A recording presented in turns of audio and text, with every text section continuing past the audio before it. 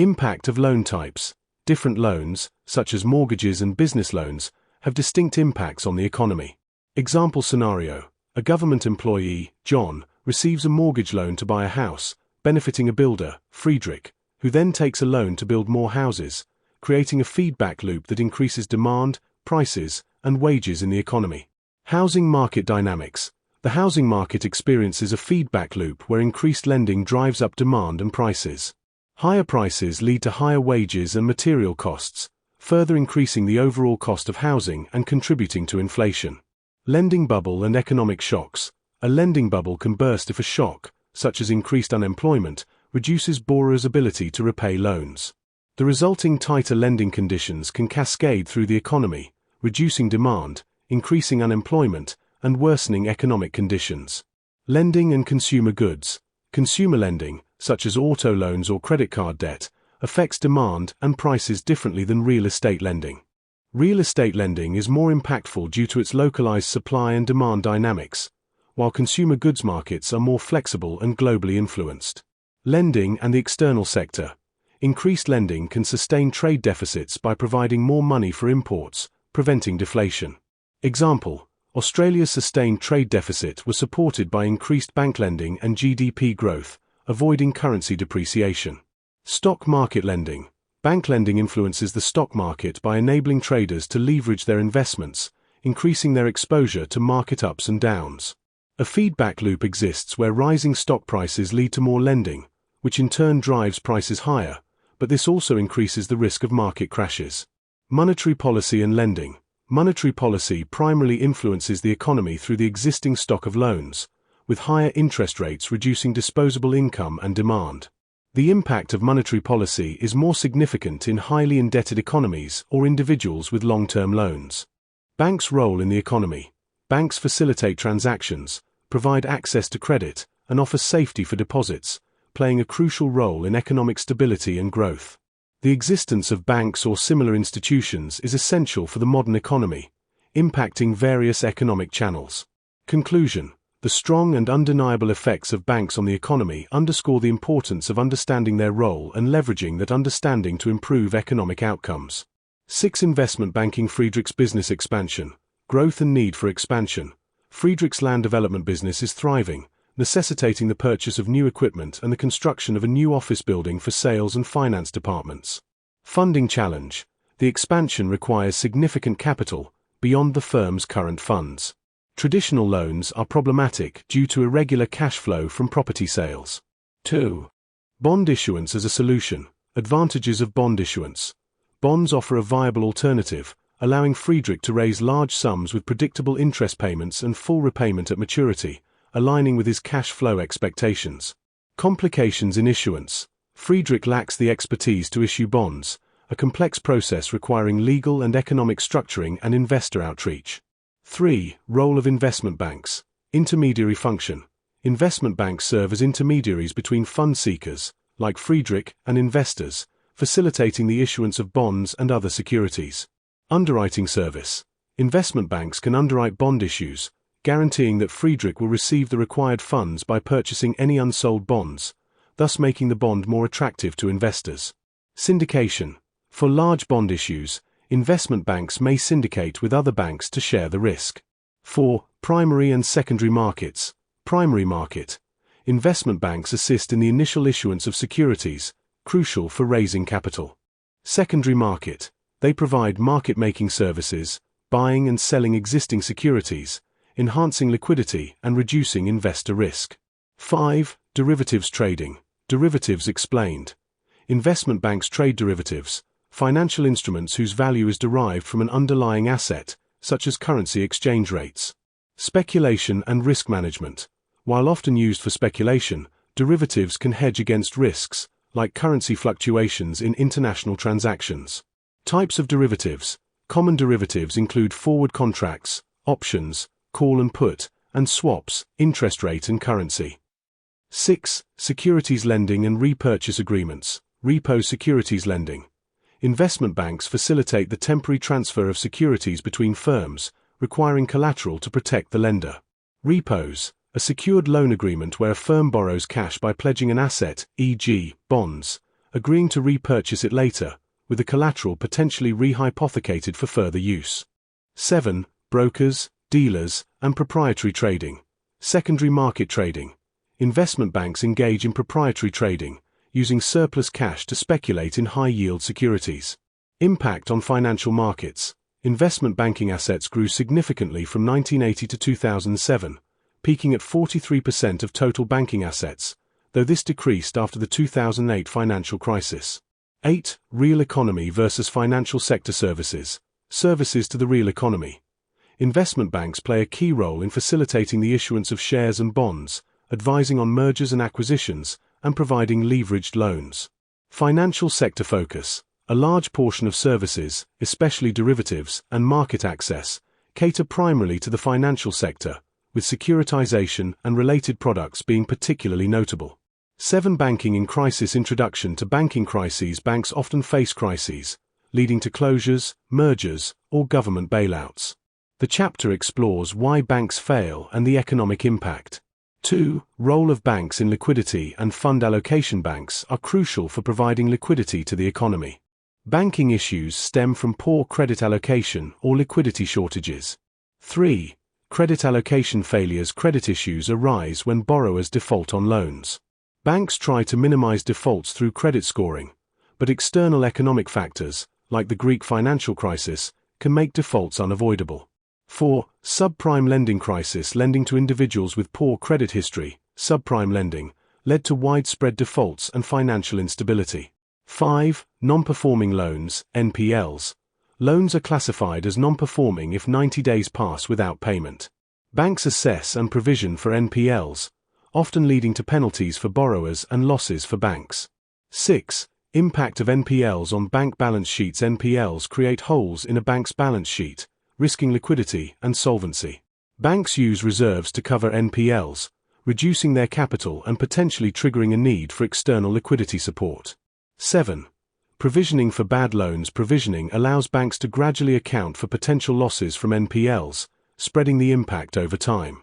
Proper provisioning helps banks avoid sudden capital shortages. 8. NPLs effect on the economy. High levels of NPLs can reduce a bank's ability to lend, leading to liquidity shortages in the broader economy. The Basel Accords assign risk weights to different loan types, influencing how banks manage capital and risk. 9. Insolvency and bank failures. Insolvency occurs when a bank can't meet obligations due to excessive NPLs or losses. Failed banks are often sold to other institutions, with national authorities managing the liquidation or resolution process. 10. Too big to fail, TBTF. Institutions. Large banks like Continental Illinois are considered too big to fail due to their systemic importance. TBTF banks receive government support to avoid collapse, which can set a precedent for risky behavior. 11. Bailouts and moral hazard. Government bailouts of TBTF institutions can prevent economic collapse but create moral hazard, encouraging risky practices. Bailouts during the Great Recession were profitable for the U.S. Treasury but raised concerns about systemic risk. 12. The bail-in mechanism. A bail-in uses unsecured depositors' funds to recapitalize a failing bank, as seen in Cyprus in 2013. Bail-ins are controversial but can be a middle ground between bailouts and allowing banks to fail. 13. Conclusion on banking crises. Authorities can either support or let failing banks collapse, each option having significant political and economic consequences. Early detection and prevention of banking issues are key to avoiding the need for drastic measures. 8. Financial instability overview. Concept origin. Developed by Hyman Minsky in the 1970s and 1980s to explore the possibility of a Great Depression-like event recurring and why it hadn't occurred since World War II. Core argument. Financial crises are inherent in modern economies due to the cyclical nature of financial behavior during periods of economic prosperity, leading to increased risk-taking and eventual systemic collapse. Key concepts. Economic phases. Minsky identifies two key phases, boom and bust, where financial behaviors amplify economic instability. Income-debt relations. 1. Hedge finance units can fully repay debts from current cash flows. 2. Speculative finance units can only meet interest payments, not principal. 3. Ponzi finance units cannot meet interest payments from income and rely on borrowing to cover debts. Cycle of instability. 1. Boom phase. economic growth leads to relaxed lending standards, increasing speculative and Ponzi finance. Optimism drives higher asset prices and more borrowing. 2. Bust phase. When asset prices fall or external shocks occur, liquidity dries up, leading to defaults, non-performing loans, and potential financial system collapse. Empirical evidence. United States. Great moderation, 1986 to 2006 period of stable growth, low inflation, and rising asset prices. Led to the 2007 to 2009 financial crisis as speculative and Ponzi financing grew. Credit boom, fueled by increased lending, leading to high leverage and eventual systemic instability when the Minsky moment triggered widespread defaults. Cyprus, housing bubble. Continuous growth from 1975 to 2007 led to excessive lending based on rising real estate prices. Post-2008, foreign capital withdrawal triggered a severe economic downturn, leading to bank insolvencies. Japan, asset bubble, 1986 to 1991 land prices increased by 150%, leading to a lost decade of economic stagnation as asset prices collapsed, causing widespread insolvencies and a prolonged recession.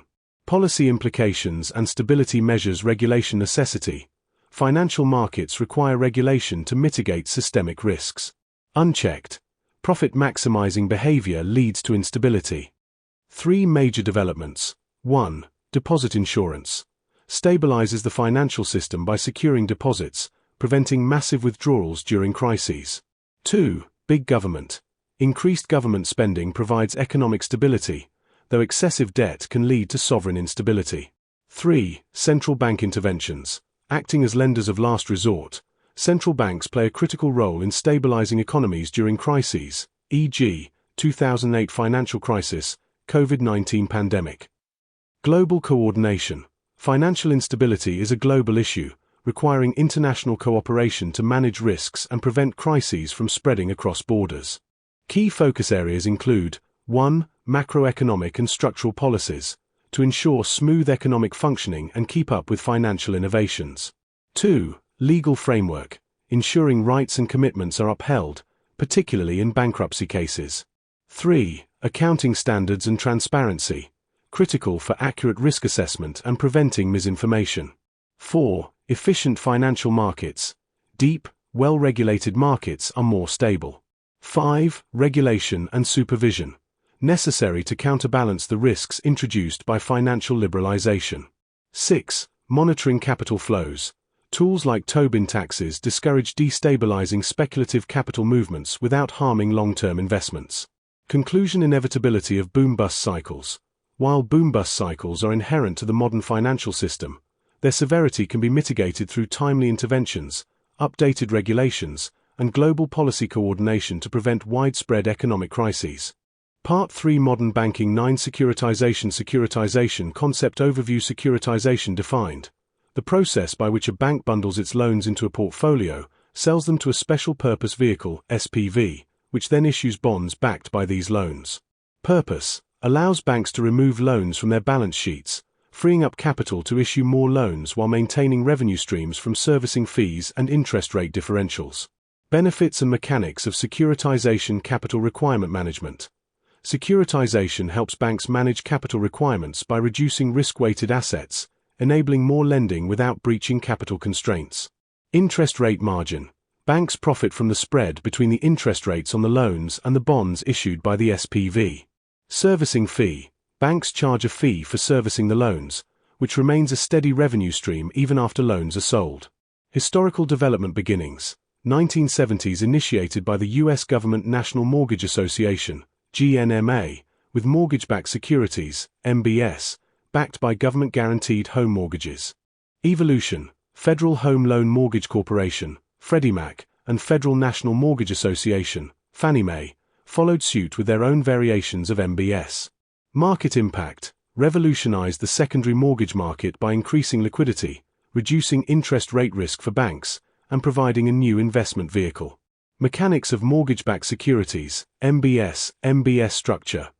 Pools of similar loans are combined, with investors owning shares of the portfolio. Banks continue to service the loans and pass payments to investors after deducting fees.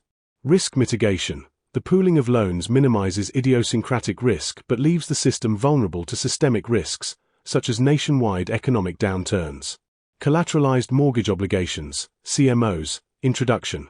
Freddie Mac introduced CMOs to address prepayment risks by creating multiple tranches with different maturity classes, providing investors with more certainty. Tranche structure. Bonds are divided into senior, mezzanine, and residual tranches, each with different levels of risk and return, which appeal to various investor profiles. Role of special purpose vehicles, SPVs, SPV characteristics. SPVs are bankruptcy remote entities designed to hold mortgage pools and issue bonds, separating the financial risk of the loans from the originating bank. Bankruptcy risk management. SPVs protect investors from the default risk of the originator by holding assets independently, with the quality of assets determining the SPV's credit rating. Risk management techniques. Credit enhancements include over-collateralization, excess spread, and cash reserves to protect bondholders from losses. Insurance and swaps. Additional safeguards such as third-party insurance and interest rate swaps further enhance the security of the bonds. Expansion beyond mortgages. Asset-backed securities. ABS securitization expanded to include non-mortgage assets such as auto loans, cars, and credit card receivables, cards, further diversifying the types of securitized products available. Corporate participation. Private firms began bundling receivables for securitization, increasing the range of assets and participants in the market. Synthetic securitization. Synthetic MBS involves the transfer of credit risk via credit derivatives, e.g., credit default swaps, CDS, rather than selling the actual assets, allowing originators to retain ownership while transferring risk to investors. Tranche design. Synthetic securitizations include attachment and detachment points to manage when tranches start and stop absorbing losses. Broader impact and industry dynamics. Market popularity. Securitized products became integral to the financial markets, significantly contributing to the overall bond market in the US. Shadow banking system. The rise of securitization gave birth to the shadow banking system, where non-bank entities engage in bank-like activities, amplifying the influence of securitization on the broader financial system. Post-2008 financial crisis reflection. Role in the crisis. Securitization, particularly of subprime mortgages, was a significant factor in the 2008 financial crisis due to the excessive lending to riskier borrowers. Regulatory changes. Post-crisis regulations in the US sought to curb the excesses of securitization, though the practice remains a substantial part of the financial system. 10. Shadow banking definition. Shadow banking refers to the system of financial intermediaries involved in creating credit across the global financial system but whose members are not subject to regulatory oversight. Origins and development. Securitization. The core link between traditional banks and the shadow banking system is securitization, where banks transfer assets to a special purpose vehicle, SPV, but remain connected through credit lines and loans. Financial guarantors. Monoline insurance companies provide guarantees for securitized products, assuming risk in case of asset underperformance. Credit default swaps. CDS issuers of CDS, including commercial banks and hedge funds, are also deeply connected to structured securities, further intertwining traditional and shadow banking sectors. Investors. A wide array of entities, including banks, mutual funds, pension funds, and government entities, invest in securitized products, dispersing risk across the financial system. Collateralized debt obligations, CDO structure. CDOs are securities backed by a pool of loans or bonds. They have several types. Collateralized bond obligation, CBO backed by corporate bonds. Collateralized loan obligation, CLO backed by corporate loans.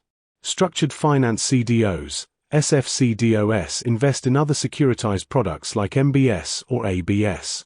Synthetic CDOs use CDS contracts instead of actual assets. CDOS squared, CDOs backed by tranches of other CDOs. Purpose, balance sheet CDOs.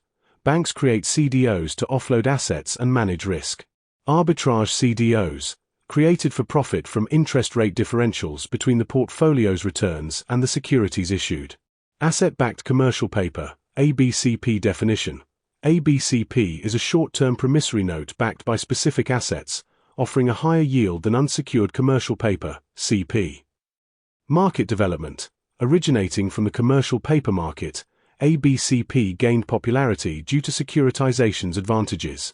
Role of money market mutual funds, MMFs have become significant players in the CP and repo markets, holding large portions of outstanding CP and ABCP. Single seller programs, sponsored by one originator to finance its assets. Multi-seller programs, sponsored by financial institutions, pooling assets from various sellers. Securities-backed programs, focus on arbitrage opportunities, often moving assets off the sponsor's balance sheet. Risk mitigation, sponsors provide liquidity support and credit enhancements like over-collateralization or third-party guarantees. Linkages and impact, interconnectedness. The shadow banking system significantly increases the interconnectedness of financial entities through securitization, CDOs, and ABCP. Risk spreading, diversification. Shadow banking spreads risk across multiple entities but does not reduce it, unlike traditional diversification strategies. Impact on commercial banks. Increased funding through shadow banking influences commercial banks' activities, primarily loan issuance. Role in the economy. The shadow banking system facilitates credit provision, spreads risk, and affects the real economy, especially during financial crises. Importance and risks, liquidity and collateral, increased cash availability. Shadow banking increases cash collateral, essential for transactions, particularly in derivative markets. Rehypothecation. Cash collateral can be reused in other transactions, amplifying financial activity. Cyclicality. Boom periods. During economic booms, shadow banking contributes to profit increases and overall economic growth. Crisis periods. In downturns, the risks embedded in shadow banking structures can lead to widespread financial instability, as seen in the 2007 to 2008 financial crisis. Conclusion. Shadow banking's role. While shadow banking plays a crucial role in credit creation and liquidity provision, its lack of regulation, complex structures, and interconnectedness with the traditional banking sector pose significant risks to financial stability and the broader economy. 11 Modern crisis dealing practices. 1. Modern crisis dealing practices. Historically, central banks managed financial crises through interest rate adjustments. Recently, central banks have adopted more creative approaches, including QE, to address crises more effectively. 2. Introduction to quantitative easing. QE. The term quantitative easing was coined by Richard Werner in 1995, initially referring to increasing credit creation in Japan's economy. Werner's original concept involved direct central bank interventions, such as purchasing non-performing assets and direct lending, which differed from the modern understanding of QE. Modern QE involves central banks purchasing government bonds and other financial assets to inject money into the economy, aiming to expand economic activity. 3. Implementation and impact of QE. QE was first implemented by the Bank of Japan, followed by the US Federal Reserve, 3 rounds, the Bank of England, and other central banks. Despite widespread use, the effectiveness of QE in stimulating economic growth and affecting output and prices remains debated, with most studies focusing on its impact on bond yields. 4. QE and money supply. QE increases the money supply by replacing non-money stock items, like bonds, with cash.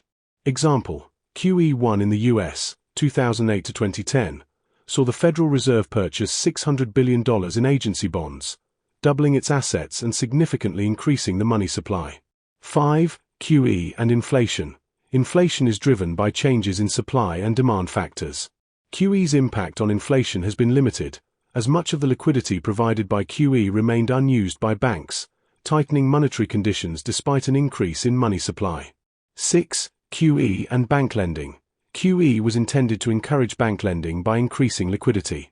However, banks were hesitant to lend due to concerns about borrower default risks and maintaining capital ratios, leading to excess reserves instead of increased lending. The public also showed reduced demand for loans during recessions, further limiting QE's effectiveness in boosting lending. 7. Balance sheet recession and deleveraging. During a balance sheet recession, like the 2008 financial crisis, both banks and the public focus on reducing debt rather than increasing borrowing. This phenomenon limits the effectiveness of QE and other monetary policies. 8. QE and private investment. QE did not significantly boost private investment, as firms focused on deleveraging and reducing costs. Government spending played a more crucial role in supporting investment during the recession. 9. QE and government spending.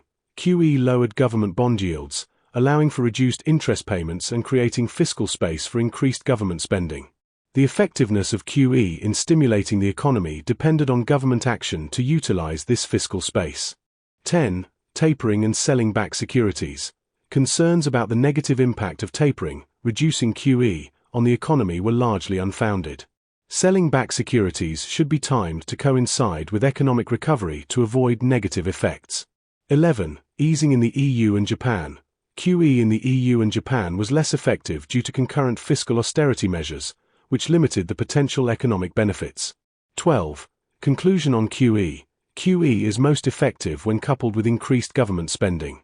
The success of QE relies on the government's willingness to exploit lower bond yields through fiscal expansion. 13. Negative interest rates.